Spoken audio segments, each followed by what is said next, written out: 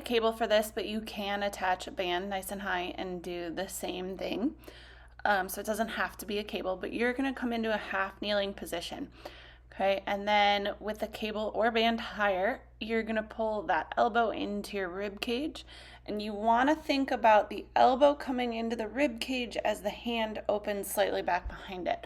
So your elbow is coming a little bit more in front of your hand, trying to think about the shoulder blade to your opposite back pocket, really trying to engage that big lat muscle. Okay, again, elbow comes in, hand should be slightly behind the elbow. Lighter grip on the handle is going to help as well. Otherwise, your forearm tries to do just a little bit too much. And then you're going to switch sides. So now I have the cable in my right hand. I'm going to come down into a kneeling position on my left leg. Again, elbow in, arms slightly behind the elbow. Stay nice and tall. Exhale as you pull down, making sure you're not shrugging. You can even slightly slide that bent knee, engaging the hamstring a little bit, help lock the pelvis in place. Elbow to the rib cage, hand slightly behind the elbow. Shoulder blade leads the movement, and then the lat follows. Okay, from here, we're going to go to elevated push-ups. I'm doing these elevated because I want to focus on my shoulder blades, okay? So as I lower to the bench, my shoulder blades pinch my spine. As I push away from the bench, my shoulder blades slide along the side of my rib cage. Everything nice and tight, good plank position, head nice and stationary. Exhale to push away, really thinking about the shoulder blades.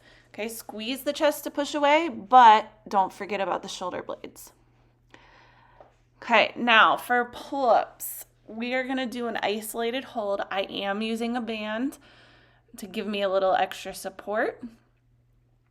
Okay, so the first thing we're going to do is you're going to come up and hold. You're going to jump up and you're going to hold it at the top as much as you can. Really thinking about keeping the shoulder blades open and not letting them round forward. And then when you don't think you can hold it anymore, I want you to lower to the ground as slowly as humanly possible. Okay, again, keeping the shoulders open. Don't let the chest round. Shake it out a minute and we're going to do this again. The key here is really thinking about locking the shoulders down and away from the ears as you pull up. So right here, shoulders are relaxed.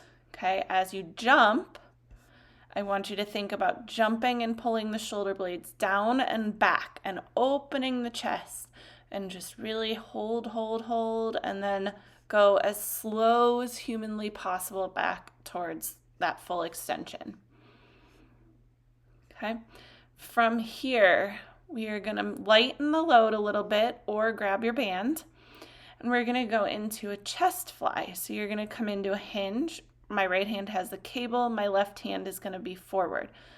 Hinging forward a little bit, and then we're going to keep that slight bend in the elbow as we squeeze the chest and bring the cable towards our midline. The key here is that as you bring that arm back up towards the anchor, you're letting the shoulder blade glide towards the spine.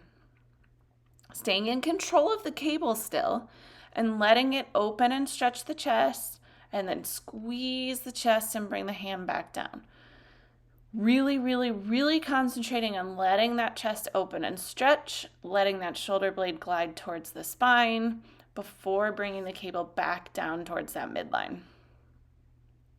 Okay, so from behind now, switching sides, left hand has a cable, right foot forward, hinging over that right leg, letting that shoulder blade glide towards the spine, stretching the chest, and then squeezing the chest and bringing the hand to the midline. Slight bend in the elbow throughout the movement. If the bend in your elbow is changing, either increasing or decreasing as you move through this movement, your weight or band might be a little bit too heavy. So it should stay at the same angle throughout the movement.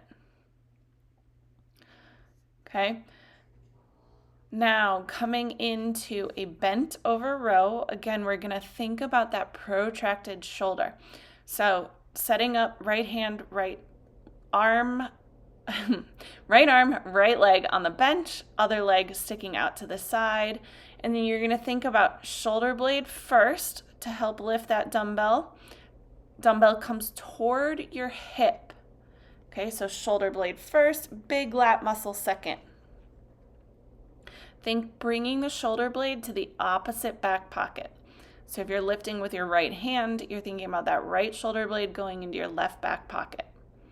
Again, shoulder blade first, big lat muscle second. And then dumbbell comes from underneath your shoulder to back slightly by your hip.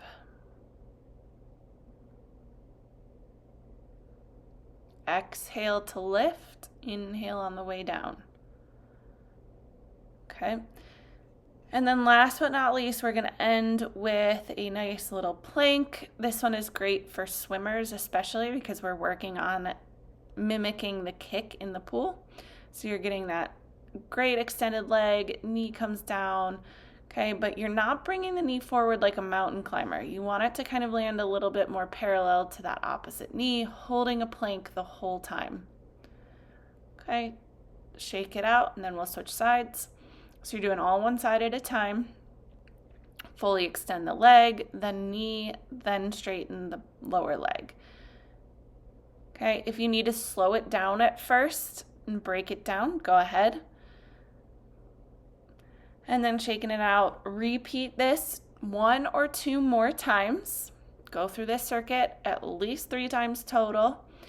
You will find your shoulders happier, your posture better, and you'll be one step closer to doing good pull-ups on your own. And if you're a swimmer, it'll help with those swimming strokes. If you have any questions, please don't hesitate to reach out, and I look forward to seeing you guys next time. Bye.